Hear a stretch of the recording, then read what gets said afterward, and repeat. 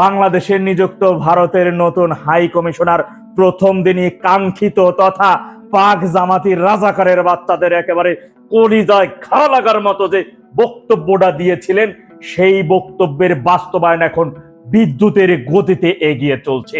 নতুন নতুন রাস্তা আরো বেশি শক্তিশালীভাবে প্রসারিত ও উন্মোচিত হচ্ছে।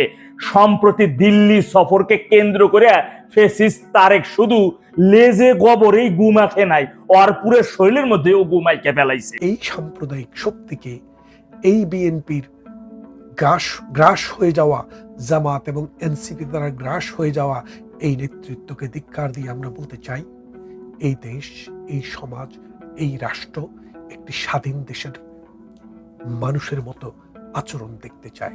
23 তারিখ তিনি সফরে যাবেন, সেটা কনফার্ম করার পরেই দিল্লির রাষ্ট্রপতি ভবন থেকে তিনি আসবেন, তাকে এইভাবে সম্মান জানানো হবে, সেইভাবে রাষ্ট্রপতি ভবনকে প্রস্তুত থাকার নির্দেশনা। এর একটু পরেই সেটি কেন ডিলিট করে দেওয়া হলো? কারণ একটু পরেই এবার ফ্যাসিস্ট তারেক দিল্লির কাছে অনুরোধ জানাইছেন, আচ্ছা ঠিক আছে, আওয়ামী লীগ সভানেত্রী বা শেখ হাসিনা তিনি প্রত্যাবর্তন করবেন, আসবেন, তাহলে আমাকে 5 বছরের গ্যারান্টি দিতে হবে যে 5 বছর আমি নির্বিঘ্নে যেন সরকার চালাইতে পারি, আমার সরকার চালানোতে যেন আওয়ামী লীগ কোনো ডিস্টার্ব না করে, এই নিশ্চয়তা আমাকে দিতে হবে। সাথে সাথেই তার ফোনটা কেটে দিয়ে মুছে ফেলা হলো রাষ্ট্রপতি ভবন থেকে যে নোটিশ জারি করা হয়েছিল, যে তথ্যটা আপনারা পেয়েছিলেন সেটি। তার একটু পরেই দক্ষিণ এশিয়ার তথা ডোনাল্ড ট্রাম্পের বিশেষ দূত সার্জিও গোর সাহেব তাই ভারতের পররাষ্ট্রমন্ত্রীকে ফোন করে এই বিষয়টি একটু জানতে চাইলেন। তিনি সবকিছু জানার পরে শুধু একটা মুস্কি হাসি দিয়ে তিনি বুঝাইলেন যে পররাষ্ট্র নীতিতে আক্কেল মারি জ্বালায় নাই, একেবারে একটা দুধের বাচ্চার পরিচয় দিল ইন্টারপাস ফ্যাসিস্ট তারেক। এখন মাঝপথে কি হবে জানেন? দেশের কিছু সাধারণ জনগণের বিপদ এবং দেশের জন্য অন্ধকার আসন্ন। এইবার আসেন, ভারতের নতুন high commissioner mister Dinesh Trivedi বাংলাদেশে প্রথম যেদিন সড়ক পথে প্রবেশ করলেন, সেদিন কিন্তু তার একটা বক্তব্যকে কেন্দ্র করে রাজাকারের বাচ্চা উগ্র জঙ্গিরা রাস্তায় নাইমা তার বিরুদ্ধে একটা প্রতিবাদ করেছিল। মনে আছে তিনি প্রথম দিনে কি বক্তব্যটা দিয়েছিলেন? গণমাধ্যম কর্মীদের প্রশ্নের উত্তর দিতে গিয়ে তিনি বলেছিলেন, এক আকাশ এক বাতাস, আমাদের ওখানে আছে 140 কোটি জনগণ আর এখানে আছে 20 কোটি জনগণ, এই মোট 160 কোটি জনগণ। আমরা একে অপরের পরিপূরক তথা ইস্পাতের মতো কঠিন বন্ধুত্ব বা ভাই ভাইয়ের সম্পর্ক। তিনি এও বললেন, আমি তো আকাশ পথে আসি নাই, আমি সড়ক পথে চলে এসেছি। এখন প্রশ্ন কি জাগে না যে এই যে দুই দেশের 160 কোটি জনগণ, এখন এই 160 কোটি জনগণের মধ্যে যে রাজাকারের বাচ্চা, উগ্র, জঙ্গি, সন্ত্রাসী, স্বাধীনতা বিরোধী, জিন্নাহর, অবৈধ বীর যে জন্ম নেওয়া যে পাক মিলিটারির বাচ্চা, বিহারির বাচ্চা তথা হাতে গোনা 40 থেকে 50 লাখের যে পরিমাণটা আছে, ওরা কি 140 কোটি জনগণের মধ্যে থাকতে পারবে? সরি, 160 কোটি জনগণের মধ্যে ওরা কি বসবাস করতে পারবে? এই 160 কোটি জনগণ কি এই 50 লক্ষ বিহারি রাজাকারের বাচ্চা, স্বাধীনতা বিরোধী এই সন্ত্রাসী জঙ্গিদেরকে মেনে নিবে? এই কারণেই কিন্তু সেদিন তারা তার বিরুদ্ধে প্রতিবাদ, অর্থাৎ একটা রাষ্ট্রের মধ্যে সেই ধরনের বক্তব্য তিনি দিতে পারেন না। এক আকাশ এক বাতাস, এই 140 কোটি, এই 20 কোটি, 60 কোটি সব এক, এই একটা ইস্যু নিয়ে রাজাকারের বাচ্চারা কেন সেদিন প্রতিবাদ মুখর হয়েছিল, মিছিল করেছিল? এইবার বুঝতে পারছেন, কম্পনটা ওদের এরই মধ্যে শুরু হয়ে গেছে, শান্তির পথ বন্ধ হয়ে গেছে। মনে রাখবেন, কেউ কখনো কাউকে আঘাত করে বা অপমান করে জিততে পারে না, বরঞ্চ যত বড় সমস্যাই হোক না কেন আলোচনার মাধ্যমে সেই সমস্যা সমাধান সম্ভব। আর এইখানে তো ভাই দুইটা দেশ, জাহাজ আর নৌকা। অপ্রিয় হইলেও এই বাস্তবতাটা তো মেনে নিতে হবে। নৌকা যে চালায়, সেই মাঝে যদি জাহাজের ড্রাইভারের বলে, এ সাইড দাও নয় তোর সামনে লাগাইয়া দিলাম। সাংবাদিক মঞ্জুরুল আলম পান্না সাহেবের একটা সাক্ষাৎকার কথোপকথন অনুষ্ঠানে বিএনপি নেতা বীর মুক্তিযোদ্ধা ফজলুর রহমান সাহেব যুক্ত হয়ে তিনি একটা কথা বলেছিলেন। তিনি স্বীকার করেছিলেন বিএনপির মধ্যে দুইটা শক্তি কাজ করে। একটা হচ্ছে রাজাকারের বাচ্চা যেগুলারা আছে, স্বাধীনতা বিরোধী বাচ্চাগুলা বিএনপির মধ্যে যেগুলো আছে, এই একটা, তথা জাপাক জামাতি পাকিস্তানি যেগুলো আছে বিএনপির মধ্যে, ওই একটা শক্তি। আর একটা শক্তি আছে এই দেশি মিলিটারি, যেটা শক্তি দ্বারা পরিচালিত হয়। এই দুইটা শক্তি বিএনপির মধ্যে কাজ করে। এখন ফজলুর রহমান ওই বাংলাদেশে থাকা যে মিলিটারি শক্তিটা, এই কথাটা উনি স্বীকার করে নাই। নট সামান্য কিছু বিতর্কিত, তারা অনেক সময় বিতর্কিত কর্মকাণ্ডের সাথেও জড়িত এমন কিছু বীর মুক্তিযোদ্ধাগণেরাও এই সংগঠনের সাথে আছে। ফজলুর রহমান সাহেব সেদিন তার ওই কথোপকথন অনুষ্ঠান আপনারা দেখবেন, পান্না সাহেবের ইউটিউব চ্যানেলে এখনো আছে। তিনি এও বলেছেন বিএনপি যদি এই জায়গা থেকে বের হইতে না পারে তাহলে আগামীতে তাদের জন্য ভয়ঙ্কর পরিণতি ভোগ করতে হবে। যে পরিণতি এখন এই দেশে, ওই যে বললাম দুই দেশ মিলে 160 কোটি জনগণ যদি এই 50 লক্ষ বিহারি স্বাধীনতা বিরোধী রাজাকারের বাচ্চা জঙ্গি এবং সন্ত্রাসী এদেরকে যদি তাদের মধ্যে রাইখে বসবাসের সুযোগ দেয় তাহলে দিবে, আর না হলে এই 50 লাখের পরিণতি কি হবে। এবং এই 50 লাখের মধ্যে যখন বিএনপির ওইগুলা ঢুইকা পড়বে তাদের পরিণতি শুধু মাথায় রাখবেন। ফ্যাসিস্ট তারেকের শরীরে দুই দেশের রক্ত, এক ওর বাপের ঔরস থেকে পাকিস্তানি আর ওর মায়ের পেট থেকে ভারতের জলপাইগুড়ি, কিন্তু ওর মা ভালো মন্দ বোঝার পর থেকেই তিনি ছিলেন পাকিস্তানি তথা জানজুয়া প্রেমী। অর্থাৎ ফ্যাসিস্ট তারেক দ্বারা বাংলাদেশের সাধারণ জনগণ বাংলাদেশের সার্বভৌমত্ব এবং মানচিত্রে ন্যূনতম কোনো ভালো কিছু আশা করাটাই হবে বোকামি। তা না হলে দিল্লি সফরকে কেন্দ্র করে একজন ব্যক্তি, বাংলাদেশের সাবেক প্রধানমন্ত্রী তথা সংবিধান অনুযায়ী এখনো তিনি বৈধ প্রধানমন্ত্রী, আওয়ামী লীগ সভানেত্রী, বাংলাদেশের স্থপতি কন্যাকে নিয়ে প্রশ্নবিদ্ধ কইরা দিল্লি সফরকে নিয়ে এত জল ঘোলা কইরা সারা শরীরে গুমা খাইয়া এখন তুমি কোন নাক নিয়ে সেই দেশে তুমি যাবা। আগেই বলছি দিল্লি ও গেলেও ভালো, না গেলে আরো ভালো। তবে এটাই সত্যি, আওয়ামী লীগ এখন রামের করাতের মতো আইতেও কাটতেছে যাইতেও কাটতেছে। স্বাধীনতা বিরোধী রাজাকারের বাচ্চা আর জুলাই জঙ্গির যে কোনো স্থান বাংলার ভূমিতে হবে না, সার্বভৌমত্ব হবে না, এইটা চিরন্তন সত্য। বিএনপির মধ্যে যদি একটা মানুষের বাচ্চা থেকে থাকেন যাদের জন্ম একজন পুরুষের রক্তে হয়েছে, যদি এমন একজন ব্যক্তি থেকে থাকেন তাহলে আজকের এই আপনাদের প্রধানমন্ত্রী এই ফ্যাসিস্ট তারেককে গিয়ে প্রশ্ন করেন, আপনি তো সরকার গঠন করেছেন 6 মাস হয়ে গেছে, জামাতের ওই যে কুখ্যাত আমির সাদা শকুন তিনি বিরোধী দলীয় নেতাও 6 মাস হয়ে গেছে। এই 6 মাসের ব্যবধানে সেই বিরোধী দলীয় নেতাকে হত্যার জন্য আপনি কতবার চেষ্টা করেছেন? কিন্তু এই আপনি মূল নেতৃত্বে 2004 সালের 21 আগস্টের ভয়াল দিনে তৎকালীন বিরোধী দলীয় নেত্রী আওয়ামী লীগ সভানেত্রী শেখ হাসিনা যখন সন্ত্রাস বিরোধী আন্দোলনের সরব হয়ে তার দলের নেতা কর্মীদের সাথে নিয়ে 23 বঙ্গবন্ধু এভিনিউ তথা আওয়ামী লীগের কেন্দ্রীয় কার্যালয়ের সামনে সমাবেশ করতেছিল, সেই সমাবেশে ভয়ালভাবে অতর্কিতভাবে জঙ্গিদেরকে দিয়ে শন্ত্রাসীদের দিয়ে গ্রেনেড হামলা মেরে প্রায় 50 জনের অধিক আওয়ামী লীগের নেতা কর্মীদেরকে নির্মমভাবে সেদিন হত্যা করে। শত শত শত আওয়ামী লীগ নেতা কর্মী পথচারীরা সেদিন বোমার আঘাতে তাদের পা হারিয়ে গিয়েছিল, রক্তাক্ত অবস্থায় রাস্তায় চিকিৎসার জন্য বাঁচাও বাঁচাও বলে চিৎকার করতেছিল। তাদেরকে যেন হাসপাতালে নিয়ে যেতে না পারে, তাদেরকে যেন হাসপাতালে নিয়ে চিকিৎসা না পেতে পারে, সেই কারণে সমস্ত যানবাহন তারা বন্ধ করে দিয়েছিল। এমনকি রিক্সা, ভ্যান, অটো সমস্ত কিছু তারা সেদিন বন্ধ করে দিয়েছিল। তারেকের নির্দেশে তৎকালীন স্বরাষ্ট্র প্রতিমন্ত্রী লুৎফর রহমান বাবরের নেতৃত্বে পুলিশ এমন ভাবে জল কামান মারা শুরু করলো যাতে যেমন কোন স্মৃতি চিহ্ন, কোন প্রমাণ ওইখানে থাকতে পারে না, কোন প্রমাণ যেন ওইখানে না থাকে। তখন রাষ্ট্রীয় বাহিনী এবং জঙ্গি সন্ত্রাসীদের দিয়ে 21 আগস্ট গ্রেনেড হামলার সমস্ত প্রমাণ, স্মৃতি চিহ্ন তারা মুছে দেওয়ার জন্য সরব হইল। আর অন্যদিকে বোমায় আক্রান্ত হওয়া শত শত মানুষ বাঁচাও বাঁচাও করে রাস্তায় চিৎকার চেঁচামেচি করতেছিল। তৎকালীন মহিলা আওয়ামী লীগ নেত্রী আইবি রহমান সহ আওয়ামী লীগের অসংখ্য নেতার লাশের সারি। ফল 21 আগস্টের সেই তথ্য, সেই ছবিগুলো এখনো যখন গণমাধ্যমে সেই পুরনো ফুটেজগুলো চোখের সামনে ভেসে ওঠে, শিউরে ওঠে গা। আপনারা জানেন 14 আগস্ট হাওয়া ভবনে তারেকের নেতৃত্বে লুৎফর রহমান বাবর, তৎকালীন জামাতের সেক্রেটারি মুজাহিদ, পিন্টু, হারিস, হরকাতুল জিহাদের শীর্ষ জঙ্গি মুফতি হান্নান সহ আরো অনেকের সাথে নিয়ে একটি গোপন বৈঠক হয়। এরপরে 16ই আগস্ট লুৎফর রহমানের বাবরের বাসায় বসেও বৈঠক হয়। বৈঠকের সময় জঙ্গিদের হাতে তুলে দেওয়া হয় ভর্তি প্যাকেট ভর্তি কার্টুন ভর্তি গ্রেনেড। এরপরে 21 আগস্ট তৎকালীন বিরোধী দলীয় নেত্রী বঙ্গবন্ধু কন্যা জননেত্রী শেখ হাসিনাকে হত্যার জন্য অতর্কিত হামলা শুরু হয়। কি দেখলাম আমরা? 5 আগস্টের পরে ডেভিল ইনুস যখন ক্ষমতা দখলে নিল, সেই বছরের ডিসেম্বরে ডেভিল ইনুসের নেতৃত্বে তৎকালীন হাইকোর্টের সর্বোচ্চ যিনি বিচারপতি প্রধান বিচারপতি খুনির নেতৃত্বে সেই খুনি বিচারপতি রায় দিলেন। 21 আগস্ট গ্রেনেড হামলায় যারা গ্রেপ্তার হইলো, তাদের বিরুদ্ধে সাজা হইলো, তাদের সবাইকে তিনি খালাস করে দেওয়ার রায় দিলেন। এই রায়ের মাধ্যমে তিনি মূলত বলে দিলেন যে বাংলাদেশের ইতিহাসে 21 আগস্টের মতো কোনো গ্রেনেড হামলা বা সেই দিন কোনো গণহত্যাযোগ্য হয়নি।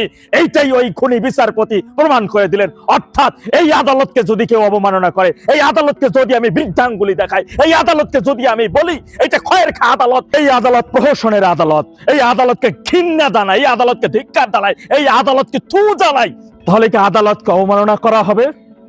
বিচার আইন বিচারপতি তাকে অবমাননা করা হবে?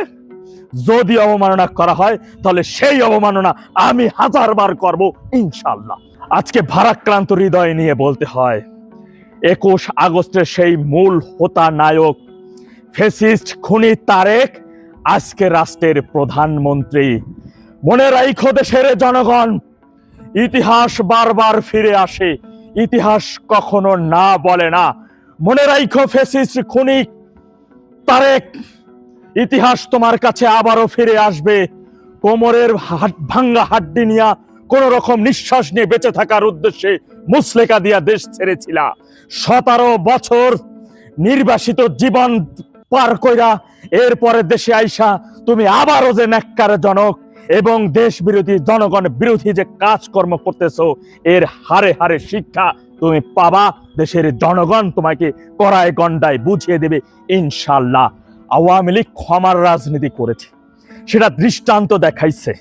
তা না হইলে 21 আগস্ট গ্রেনেড হামলার সাথে যারা কুশীলভ, এই লুৎফর রহমান বাবর 17 বছর কারাগারে বইরা রাইখা তারে সরকারি খাওয়ন খাওয়াইয়া পাইলে পয়সা রাখছে, আর এখনো সে বের হইয়া সেই ষড়যন্ত্রে লিপ্ত।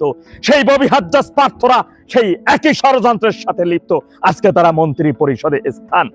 আওয়ামী লীগ এই ক্ষমার রাজনীতি করে আজকে মূলত তাদের এই ষড়যন্ত্রের জন্য নতুন করে সুযোগ করে দিয়েছিল। এই যে এখন নানিং এই হরকাতুল জিহাদ মুফতি হান্নানের আপন ভাই ভাতিজা কোটালীপাড়া দিয়ে মিছিল মিটিং করে বেড়াইতেছে, ফেসবুকে তারা প্রচারণা করতেছে মুফতি হান্নানের ভাতিজা যে 21 আগস্ট গ্রেনেড হামলাটা এটা সম্পূর্ণ আওয়ামী লীগের সাজানো নাটক।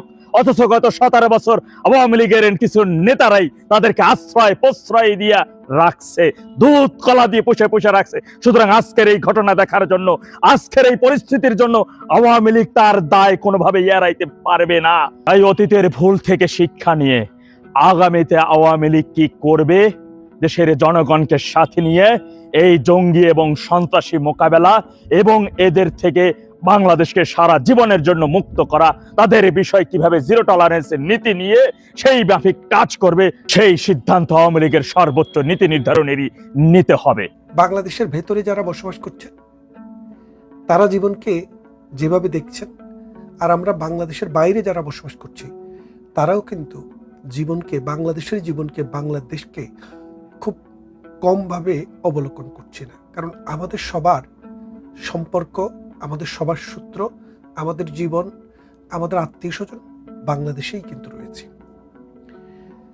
তারেক রহমানের সরকার ক্ষমতা গ্রহণ করেছেন, 6 মাস অতিক্রান্ত হলো।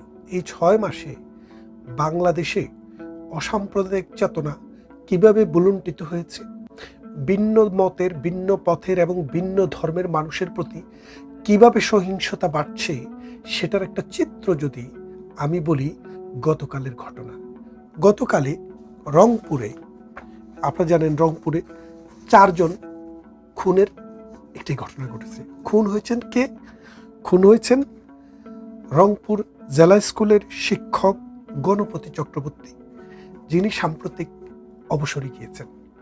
খুন হয়েছেন তার স্ত্রী এবং খুন হয়েছেন তার 2 সন্তান, যাদের কারো বয়স 26 বছর আর কারো বয়স মাত্র 12 বছর। এই পরিবারের কর্ত্রী প্রীতিলতা চক্রবর্তী ওরফে বুলা, আর মেয়ে আগামী চক্রবর্তী, বয়স 26, এবং একমাত্র ছেলে প্রিয়ম চক্রবর্তী, বয়স 12। এই 4 জনকে নির্মমভাবে হত্যা করার একদিন পর বাংলাদেশের পুলিশ একটি ইনকোয়ারি দিলেন, এটি তথ্য দিলেন আমাদেরকে যে আরো 2 জন হিন্দু ছেলে, তারা যুবক নয়, তারা কিশোর, যাদের বয়স এখনো 18 বছর হয়নি, তারা ইয়াবা সেবনে বাধা দেওয়ার কারণে পুরো পরিবারটিকে হত্যা করেছে।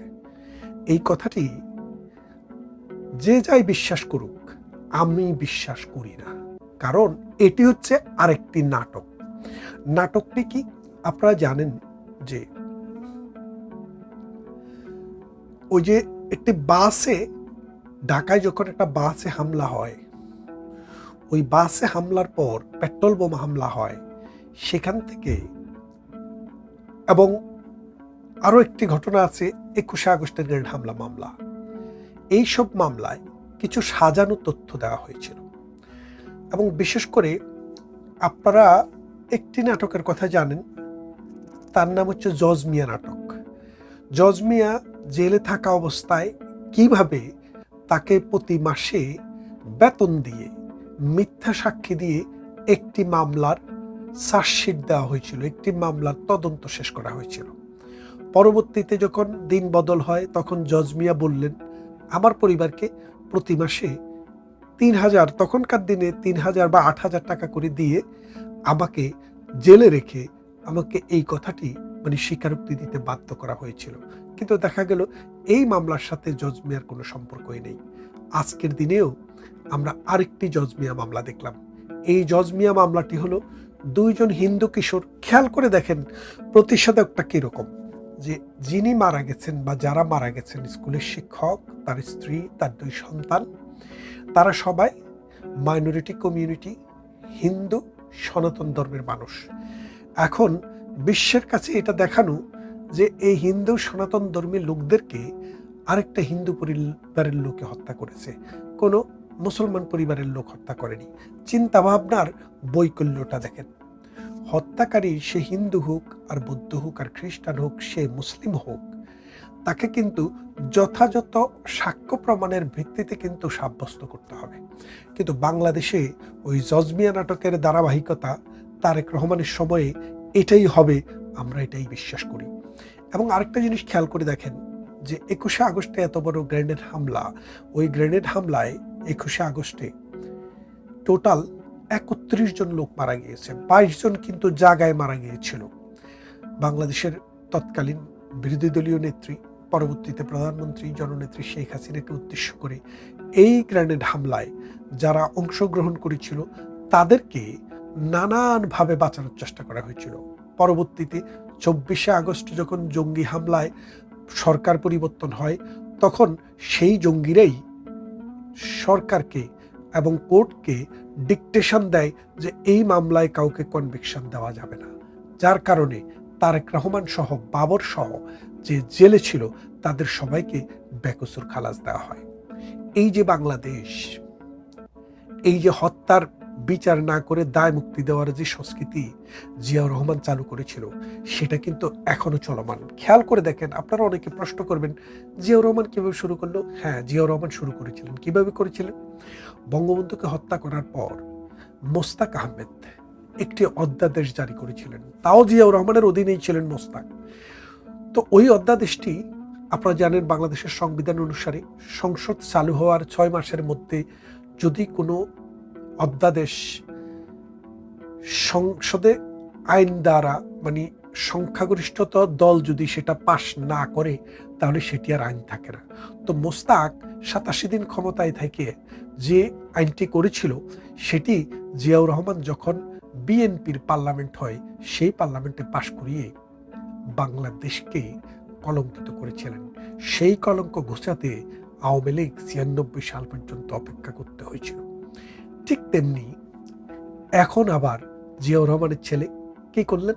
যে এই জঙ্গি হামলার পর 15ই আগস্ট যেরকম একটি জঙ্গি হামলা বাংলাদেশে হয়েছিল আমেরিকার স্পন্সরশিপে, আমেরিকার অর্থে, দেশীয় সেনাবাহিনীর একটি অংশ দিয়ে, ঠিক এবারে 24-এর হামলাটিও কিন্তু একইভাবে হয়েছে। কেমন আপনি দেখেন যে হামলা করার জন্য পুলিশকে ডিঅ্যাক্টিভেট করা, আওয়ামী লীগের নেতাকর্মীদেরকে মাঠে নামতে না দেওয়া, এই পরামর্শটি প্রধানমন্ত্রীকে দিয়েছিলেন, আওয়ামী লীগের প্রধানকে দিয়েছিলেন। দেওয়ার পর তিনি তার কথা মতো আওয়ামী লীগের কর্মীদেরকে মাঠে নামতে দেননি।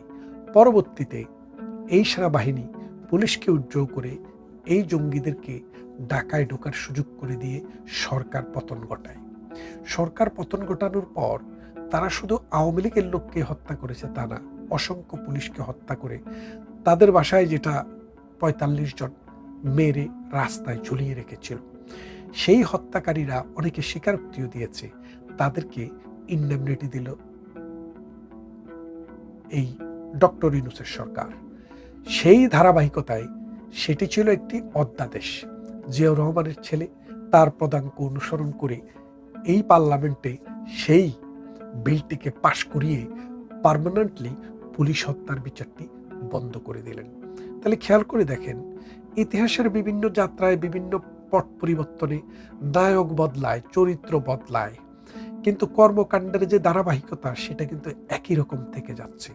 আমরা আগে যা দেখছি এখনো তা দেখছেন। 1975 সালে বঙ্গবন্ধুকে হত্যা করার পরে সংখ্যালঘু হিন্দু সম্প্রদায়, বৌদ্ধ খ্রিস্টান সম্প্রদায়ের উপরে সারা দেশে মৌলবাদী, কট্টরপন্থী এবং সাম্প্রদায়িক শক্তি যেইভাবে অত্যাচার, নির্যাতন, নিগৃহীত করা হয়েছিল, ঠিক একইভাবে 5 আগস্ট পরবর্তী সময়ে 2024-এর বিএনপি, জামাত এবং অন্যান্য খুচরা পার্টি এনসিপি সহ বাংলাদেশের অসাম্প্রদায়িক চেতনাকে বুলন্ডিত করে বিশেষ করে হিন্দু সম্প্রদায়, মাইনরিটি কমিটির উপরে নির্যাতনের স্টিম রোলার চালাচ্ছে। বহু হিন্দু সম্প্রদায়ের মানুষ দেশ ছেড়ে পালাতে বাধ্য হয়েছে, অনেকের বাড়িঘর জোর করে দখল করা হয়েছে এবং তাদের সন্তানকে উঠিয়ে নেওয়া হয়েছে। আমি একটি রিপোর্টের কথা বলি। এই রিপোর্টটি আপনারা যদি দেখেন দেখবেন, এই রিপোর্টটি গতকাল মানব জমিনে প্রকাশিত হয়েছে। রিপোর্টটির শিরোনাম ছিল আপনার স্বামী কিডন্যাপ হয়েছে, দ্রুত টাকা পাঠান। সেখানে নিচের হেডলাইনটি হলো 6 মাসে 512 জন অপহরণ। খেয়াল করে দেখেন, মায়ের ডাক বাবার ডাক নামে পিটার হাসের অর্থায়নে বাংলাদেশে অপহরণ নাটকের যেই ফিরিস্তি আমরা দেখেছি, সেখানে 17 বছরে 50 জনকে ওরা খুঁজে পায়নি। মানে 17 বছরে 50 জনকেও অপহরিত হয়েছে বা গুম হয়েছে এটা প্রমাণ দিতে পারেনি। কিন্তু এই পত্রিকা তারেক রহমানের সময়ে পত্রিকায় লিখছিল যে 6 মাসে 512 জন অপহরণ। খেয়াল করে দেখেন, 5 বছরের সরকারের মেয়াদ যদি হয়, 6 মাসে যদি 6 মাসে 512 জন হয়, যদি স্ট্যান্ডার্ড 500 ধরেন, বছরে 1000, তাহলে আগামী 5 বছরে আপনি 5000 গুমের সিরিয়ালে আপনি আছেন। কে কখন গুম হবে আমিও জানি না, আপনিও জানেন না, কিন্তু আপনাকে গুম করবে। কারণ এখন যে সরকার আছে, এনসিপি বলেন, জামাত বলেন, বিএনপি বলেন, এরা হলো একে বৃন্তে দুটি ফুল বা অজস্র ফুল। তারা নানান কথা বলে। আপনি দেখেছেন এই আমাদের নতুন প্রেসিডেন্ট হলেন, তার নাম মির্জা ফখরুল ইসলাম। দীর্ঘদিন তিনি কি ছিলেন? বিএনপির মহাসচিব ছিলেন। তো তার বিরুদ্ধে কিন্তু আরেকজন আল্লাহর ওলিকে প্রার্থী করা হয়েছিল। এটাও এক ধরনের নাটক আর কি। বিএনপি তো নাটক পছন্দ করেন, আমরা নাটক পছন্দ করি না, তারা নাটক পছন্দ করেন। সেই জন্য নির্বাচন নাটক। এবং তারা বলছিলেন বিশ্ববাসী ওদের আগ্রহে তাকিয়ে আছে। আচ্ছা বলেন তো, যাদের সর্বসাকুল্যে 100 জন এমপি নেই, তারা নাকি বিশ্ববাসীকে অধীর আগ্রহে অপেক্ষা করে রেখেছে। এবং নির্বাচনের 2 দিন আগে তারা প্রজ্ঞাপন জারি করলেন, যদি কোনো লোক দলের প্রার্থীর বিরুদ্ধে ভোট দেয় তাহলে আর্টিকেল 70 অর্থাৎ ফ্লোর ক্রসিংয়ে পূর্বে তার সদস্যপদ বাতিল হয়ে যাবে। তাহলে বলেন তো, বিএনপি, জামাত অথবা এনসিপি যদি তার দল সরাসরি কোনো ব্যক্তিকে ভোট দেওয়ার জন্য নির্দেশ দেয়, সেই নির্দেশটি অমান্য করার ক্ষমতা কারো আছে? নেই। তাহলে এই যে প্রহসন, শেখ হাসিনা এইসব প্রহসন বিশ্বাস করেন না, নাটক পছন্দ করেন না। তারা একের পর এক নাটক করছেন। এখন যে কথাটি বলছি, যে রংপুরে যে পরিবারটিকে নিচ্ছিন্ন করে দেওয়া হলো, আপনারা যদি একটু ভালো করে খোঁজ করে দেখেন, আন্তর্জাতিক গোয়েন্দা সংস্থাকে এনে যদি দেখেন এবং একটা যদি বিচার বিভাগীয় একটি কমিশন করে দেখেন, আপনারা দেখবেন যে সেখানে এই হিন্দুর সম্পত্তি দখল করার জন্য বিএনপি, জামাত এবং এনসিপির লোকেরাই এই পরিবারটিকে হত্যা করেছে। হত্যা করে ওই দুইজন কিশোরের ঘায়ে দোষ চাপিয়ে দিয়ে কে জানি তাদেরকে মাসে মাসে বেতন দেওয়ারও কোনো ব্যবস্থা করেছে কিনা দেখবেন। আজ না হোক কাল, কাল না হোক পরশু। প্রধানমন্ত্রী শেখ হাসিনার মিটিংয়ে বঙ্গবন্ধু এভিনিউতে যখন হত্যাযজ্ঞ হয়, গ্রেনেড হামলা হয়, 22 জন লোক স্পট ডেড হয়, তখন শেখ হাসিনার সম্পর্কে কটূক্তি করে আজকের প্রধানমন্ত্রী তারেক রহমানের মা বলেছিলেন যে বাংলাদেশের এই হত্যাকাণ্ডের জন্য শেখ হাসিনাই দায়ী, কেননা তিনি তার ভ্যানিটি ব্যাগে করে নাকি ওই গ্রেনেড নিয়ে এসেছিলেন। তাহলে চিন্তা করে দেখেন কতটা পৈশাচিক, কতটা উন্মাদ চিন্তা চেতনার মানুষ তারা। সেই উন্মাদনার ধারাবাহিকতায় আজকে এই সংখ্যালঘু পরিবারকে নিচ্ছন্ন করে দেওয়ার পিছনের যে কারিগর, তাদেরকে আড়াল করার জন্যই এই সংখ্যালঘু পরিবারের আরো 2টি কিশোর তরুণকে জোর করে ধরে এনে মিথ্যা স্বীকারোক্তির মাধ্যমে আরেকটি জজমিয়া নাটকের সূত্রপাত করল। আমরা বাংলাদেশ আওয়ামী লীগ, অসাম্প্রদায়িক চেতনায় বিশ্বাসী মানুষরা, মুক্তিযুদ্ধের চেতনায় বিশ্বাসী মানুষরা, প্রগতিশীল মানুষরা এই সমাজে, এই রাষ্ট্রে সমস্ত অন্যায়ের বিচার করার জন্য প্রতিজ্ঞাবদ্ধ, প্রতিশ্রুতিবদ্ধ। আমরা কথা দিচ্ছি এই অন্যায়ের বিচার আমরা করবই করব, এবং এই মাইনরিটি কমিউনিটির, এই হিন্দু সম্প্রদায়ের 4 জন মানুষকে, পুরো পরিবারকে নিচ্ছিন্ন করে দেওয়ার পিছনে যারা আছে তাদেরকে আমরা খুঁজে বের করবই। আর সেদিন আজকের স্বরাষ্ট্রমন্ত্রী, আজকের পুলিশের যিনি এই নাটকটি সাজিয়েছেন তিনি, এবং আজকের প্রধানমন্ত্রী সেই মামলায় আসামির তালিকায় অন্তর্ভুক্ত হবেন। মনে রাখবেন, এই দিনটি শেষ দিন নয়। ইতিহাস নানান বাঁকে বাঁকে আমাদেরকে নানান জায়গায় নিয়ে যায়, কিন্তু ইতিহাস তার পাতাকে মুছে দেয় না কখনো। বাংলাদেশে আজকে যে সাম্প্রদায়িক শক্তির উত্থান হয়েছে, এখানে মসজিদ নিরাপদ না, এখানে মন্দির নিরাপদ না, এখানে গোরস্থানও নিরাপদ না, এখানে আমাদের শিল্পীরা নিরাপদ না, এখানে আমাদের যে কবরে যে লাশ, সেই লাশও নিরাপদ না। আপনারা দেখেছেন বাংলাদেশে ইসলাম ধর্মের বিকাশ ঘটেছে পীর ফকির দরবেশ আউলিয়াদের মাধ্যমে। সেই আউলিয়াদের মাজারও আজকে নিরাপদ না। এই নিরাপত্তাহীনতার তালিকায় যারা যারা আছেন সবার প্রতি আমার সমবেদনা। কিন্তু বিশ্বাস করুন, এই সমাজ, এই রাষ্ট্র, এই দেশকে অসাম্প্রদায়িক চেতনায়, সুন্দর চেতনায়, মুক্তিযুদ্ধের চেতনায় যদি ফিরিয়ে আনা না যায়, তাহলে এই সমস্যার সমাধান হবে না। আসুন আমরা এই অন্যায়ের প্রতিবাদ করি এবং এই সাম্প্রদায়িক শক্তিকে, এই বিএনপির গ্রাস হয়ে যাওয়া, জামাত এবং এনসিপি দ্বারা গ্রাস হয়ে যাওয়া এই নেতৃত্বকে ধিক্কার দিয়ে আমরা বলতে চাই, এই দেশ, এই সমাজ, এই রাষ্ট্র একটি স্বাধীন দেশের মানুষের মতো আচরণ দেখতে চায়।